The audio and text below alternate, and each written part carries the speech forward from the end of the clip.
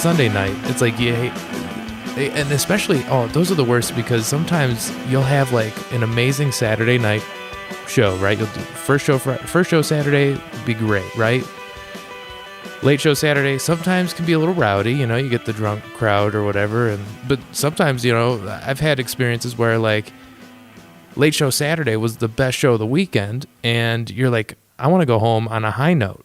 But no, we got to do a Sunday one for everybody who just got out of church and just came out for dinner, and there happens to be a show, so they're like, yeah, I guess we'll stay, because like the end of the weekend is always lame. Like Sunday's the worst day of the weekend because it's the end of the weekend. It's the it's like the pre-Monday Monday. You know what I mean? Like it's like the Monday before Monday. It's just kind of gloomy. It's like, oh, go back to normal on Monday. Got to go to work kind of shit.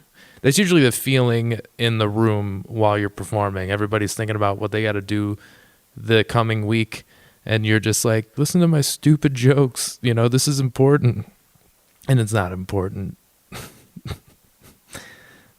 But sometimes you get that Sunday crowd, and they just hate it. Like, why do it? Why are we doing this? But that's why I'm really happy to be at Laugh Camp Comedy Club in St. Paul, Minnesota, today and tomorrow, or last weekend if I'm doing this, if I'm going to do this as you're listening. Friday and Saturday, one show each night. It's nice. You do the show, you get to do whatever the hell you want after. You don't have to stick around till midnight. Then by the time you get out, it's late. People are drunk. You're not that drunk because you were performing, and then it's like, what do we do? What are we doing? It's just easier now. It's like you just show up for the show, do the show, and you get to do whatever you want. It's great. Those are the weekends I love. One show each night. You're in, you're out. You have a nice time. Came in from Chicago, drove here with my girlfriend. My girlfriend she's from Minneapolis, so her whole family's here, and it's been a family weekend, and that also makes being away from home nice because I at least have more than one reason to be in town. It's like, oh, good, I get to see people during the day or do shit other than sit in the hotel room and do nothing all day. So she had some family come out yesterday to the show. That was fun. We won a ton of money on pull. I think we won $550 on pull tabs, which is nuts because I never like this is a thing they do. They love it, and I never played pull tabs before. If you don't know what those are, there's the 3 tabs on this thing, and you pull them and you can win money, right? But they have a strategy to it, and it's still like just gambling. So I don't know if you can really have a strategy to like, you put money in a machine. It's like scratch off lottery tickets. It's just, you hope you win. But they win. I don't know. They always win. Every time I'm with them, somebody wins $300. It's no joke. The last 2 times I was in town with them, we would go out, everybody throws in a few bucks, and they just buy a crap ton of pull tabs, and somebody wins $300. It is wild. So I had $7 cash in my pocket. They're all throwing money at these pull tabs. I'm like, I got $7, guys. Let me go clean up real quick, right? I'm just trying to be a dipshit. Like, oh, look at my $7, And then I put $7 in, right? I buy 7 tickets. They're $1 a piece. Guess who wins $100? This fucking guy, Nate Armbruster. That's right. So I got to go back to them. Like, I just won $100. Meanwhile, they won like $200, which is even better, right? So now it's like, okay, good. We got the drinks. The drinks are covered. The tab is paid for. Now we can just relax and enjoy the night. And the mood changes, man. When you just come into a few $100, the mood changes. Everybody's like, there's like a weight lifted off your shoulders. It's like, because when you go out, you're going to spend money, right? If you're going to go out to a show, you're going to have a drink. That shit adds up. You could end up spending easily $100 at the bar. It's not hard to do. So if you want a couple $100 off of pull tabs, your night's made, right? You're like, dude, we're in the green, and I might even walk away with some money. You know what I mean? So first round of pull tab winnings pays for the bar tab for everybody, right? So now it's great. Everybody's in a great mood. We don't even care if Nate bombs. You know what I mean? They're like, it doesn't even matter. You could have the worst show of your life, and we're still going to have a good time. So I know I have no pressure now to do well. And that's when I always perform the best, I think, is when there's just no pressure. It's like, hey, it doesn't matter. We just won a few $100 off pull tabs, right? While we're waiting for the show to start, we're sitting there drinking for basically free, right? We're all excited. I'm joking around, like, I'm gonna put all $100 back into the pull tab machine, right? And thank God Brittany, my girlfriend, was there to be like, no, you moron, don't put all of the money back into the machine. Just put $20 in. If you win, great. If you don't, just walk. It's fine. You still only spent $7. I'm like, that's a good idea. So I put $20 in. Guess who wins $300? This fucking guy, Nate Armbruster. That's right. So here I am. I made $400 off of pull tabs last night. They won like 150. And so combined, we all won like $550. It was a great time. So no pressure. Do the show. Show was fun. Small crowd. A large portion of it was people that, a large portion of it was basically family. And that's great, but it's still not preferable. I'm like, shit, we could have just done this in your living room. We could have just gotten dinner and I could have just been the only person talking and we would have gotten the same thing out of it. But it went well. It was a good time. I'm glad they could come out. And now I'm sitting here in my hotel room, which has a good 30-foot ceiling for some reason. I feel like I'm in a bank lobby in downtown St. Paul. It's nice. It's a nice hotel, nice city. I like the city a lot. The Lions are in town. They're playing the Vikings on Sunday, and they're probably going to lose. So that's exciting. And we drove in from Chicago, and on the way up, I don't know if you guys knew this, because I guess I didn't really pay attention to it as a kid. The Home Alone house is in a suburb of Chicago, right? The house that they filmed Home Alone in, like that. The McAllister's home is in a northern suburb of Chicago. And once I found out, I'm like, we got to go check this out. We got to go. It's basically a landmark, right? And it's Christmas time. It's probably going to be decorated because you don't own that house and not decorate it. You know what I mean? Like, if you buy that house, you know what you're getting into. You know what I'm saying? So we decide to take a little detour and go check it out. And it's cool. It's like, holy shit, that's the extra. It's like seeing, I don't know, it's like seeing like anything where it's like, oh, that was in a movie. Oh, cool. But the nice thing is it's not a person. It's not like you're bumping into a celebrity. It's not like you're looking at a movie star. There's no, like, they're not looking back at you. You know what I'm saying? It's just a structure that's famous. That's it. So we pull up to this thing and I'm having all these thoughts, like, part of me is like, this is kind of weird because we're just going to look at someone's house. Like, a person lives there or, somebody owns it. And yes, you don't buy that house without expecting people to drive by it, right? Especially around Christmas. It's not like we don't have a reason to be. I don't know. It just feels silly a little bit because I'm like, it's just a house. Who gives a shit? But I'm like, you know what? Also, it's just a house. Let's go check it out. People do that. People who are in the market for a home, you can drive by the house before you go in. You want to go check it out. So we pull up to the house, and it's fine. It looks, you go, oh, I don't remember that tree, or I don't remember that, or whatever. You do it's fine. It was cool, but it fascinates me that anybody would want to own that house. I mean, other than I guess it's worth. Is it worth more because it was in a movie and not just any movie? It was like in that movie because it's so popular. I don't know. I think it takes a special person to buy a place like that, right? Because first of all, it's already an expensive home. It's in a nice suburb. It's not like in a shitty neighborhood. You know what I mean? It's a very affluent, like old money neighborhood, right? And like every house looks like that. It's crazy. And you're just like, Jesus, what do you do? Sell crack? Like, how do that many people have that much money? You know what I'm saying? It doesn't make sense to me. And I'm not saying they didn't earn it or they don't deserve it. I don't know who these people are, but part of me is like, Jesus. Because all I think about now that I'm getting older is taxes and, like that on top of a carpet. Like, what are you, crazy? Like, you just start breaking it down. I'm like, how can you even afford something like this? It blows my mind. I mean, it's, you know what I mean? I guess it's just something I couldn't do, or at least not at this point in my life. So I can't even imagine like the pressure of just like, how do you pay for this shit? How do people, I mean, you have to be born into it, right? That's like all I could think. That's all I could think about. It's like, no, these people are just born into it. They may have inherited the home or inherited money to buy the home, right? That's what it is, right? It's gotta be. If anyone knows, I guess tell me, because I'm curious. People who live in those houses, it has to suck, kinda, right?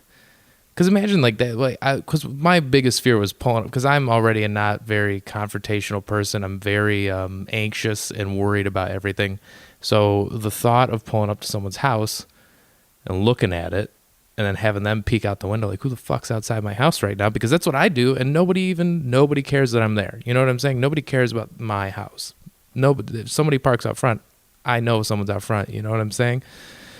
So the thought of somebody judging me for looking at their house terrified me, right? So I'm all nervous. I'm like, man, all I can think about was this guy backing out of his driveway on his way to work as we're pulling up to this house just to fucking look at it because we saw a movie once. And of course, none of that happened. It was all fine. We pulled up, looked at it, talked about them. You know, you just go, oh yeah, oh, look at that window. Look at the wreaths. Those are nice. You know, you just do the whole thing. But it has to be annoying to live in that house, even if you kind of invite it. You kind of invite that activity to your home a little bit, you know? I mean, most people are good people. They just want to see it. I mean, we didn't like get out and go up to the door and like, you know what I mean? We didn't like go on the property or anything. We were weirdos, but I remember when the Breaking Bad, the home in Breaking Bad became a landmark in the same way. And those people that lived there had to put out like a press release, like, please stop, because the amount of, I mean, that show was so huge. I mean, it's a little different than Home Alone, but people were going out of their way to go to these people, and people were going up to the door, people were bugging them, and they had, to the point of where they had to put out like a press release and say, please don't come to our door. Like, the people that own the Breaking Bad house they were already living there, and then, you know, some producer or locations person comes up and is like, hey, we want to use your home for this show. And at the time it's like, yeah, sure. I mean, you don't realize it's going to be one of the most iconic television shows ever made, right? You don't think that. You think, hey, great, here, just throw me some cash, you can, you know, shoot the exterior and throw it up on a show. That's fine. You know, it's an easy money maker, right? You don't think about it being, you know, an Emmy-winning television show, you know, that's like highly regarded. Like, you don't think about that shit. And then it becomes that, and their whole lives are changed, right? But now their home value is probably they could probably get a bunch more money for it. I would imagine so, right? The Home Alone house, I think, sold a few years ago, though. So somebody bought that knowing what it was. You know what I'm saying? They knew what they were getting into. But the Breaking Bad people were like, yeah, no, we just lived here, and we thought it'd be cool if our house was in a show. So that kind of sucks, I guess. But yeah, I can't believe people would do that shit. I could never do it just because people bother me. You know, like if people came up, like just because people bother me, if I owned a place that people just wanted to come take a picture in front of, I'd be so pissed every day, just like, get the fuck away from my house. So there you have it. The Home Alone house, pretty cool. It was cool to see. It's definitely something you only do once. I never need to do it again. I was like, yep, it exists. You know, it's not, no one's going to Uncle Frank's home in New York City from Home Alone 2, right? Like, nobody's that into movie shit, right? I think the Christmas Story house is a big thing in Cleveland too. Like, but you can actually like rent a room, and it's like an Airbnb now, right? You can like stay there for a night or something. Seems a little much, but you know, imagine the money you can get in the Home Alone house if it was an Airbnb. Are you kidding me? Every once in a while I see this article online that says, you know, rent an island with 17 friends. If you all pay $100 or whatever, rent an island for a weekend. And I think I think I would do it. If I could stay in the Home Alone house, considering I live close enough to it, I think I would. I'd rent Kevin's parents' bedroom for sure, you know, and as long as it looked exactly the same. None of this shit would have happened if they had a Ring camera. Time just ruins movies for me. I can watch Home Alone because it's like a classic, and I kind of grew up watching it. And it's like it's an iconic Christmas movie. You know, I love watching it every year around Christmas. It's a great movie, but now that we have everything, you can watch it and go okay, if that happened today, first of all, you got cell phones. Second, you know, the McAllisters would have a Ring camera. And you know they'd be in Europe like, oh, nope, someone's breaking in right now. You just know. They would get a notification like, hey, some fucking sketchy dudes are breaking into my house right now. And also, we already know where Kevin's at. We just left him at home. When you watch a movie, though, you have to let that shit go a little bit. I hate watching movies with people who are like, oh, yeah, right, like that would ever happen. It's like, of course not. Jesus Christ. Stop ruining this shit for me, you know? you just know that people who watch, like, it's hard to show kids, like, I would imagine it's hard to show a kid Home Alone and go, yeah, get this. They leave the kid at home and there's they can't find him. They have no idea where he's at. They went to Europe without him. Is it the worst thing that Kevin missed that trip to Europe, though? Because, I mean, he was what? 12? Well, how old is he in the movie? He's a kid. You know, he wouldn't have maybe Kevin, but, like, I don't think the average 12-year-old kid appreciates Europe, you know? Like, oh, we're going to go get, you know. He did fine on his own, which is why, like, I feel like the second time for the second one, spoiler, they leave him again, but they get mixed up. He ends up in New York. Long story, but you got to watch it. But I feel like the second time around, you'd be like, oh, thank God. Do you think, like, the anxiety level of, like, oh, shit, we did it again? We kind of suck as a family, but also we did it again. Thank God it was Kevin and not, like, Buzz. You know what I mean? Like, if you left Kevin again, there's got to be a little part of you that's like, oh, he'll be okay. We'll find him. Like, we don't have to worry about him, but he'll at least be okay. Like, he survived the first time, so he's the best equipped out of all of our children to survive being lost in New York City, hands down. So now I want to watch Home Alone. So I think I'm gonna go watch it. Anyway, I got to get ready for a show. I got one more show tonight. And since you're hearing this the Monday or definitely after the show, it went amazing. I got a standing ovation, applause break on every punchline, and the booker of the Tonight Show was in the room. And you can catch me on the Tonight Show. That's just me putting it out there. And by the way, none of that happened. But it's just fun. It's fun to say, right? It's fun to say. Anyway, so I have a show tonight, 9:15. Don't be there because this is happening before you're listening to this.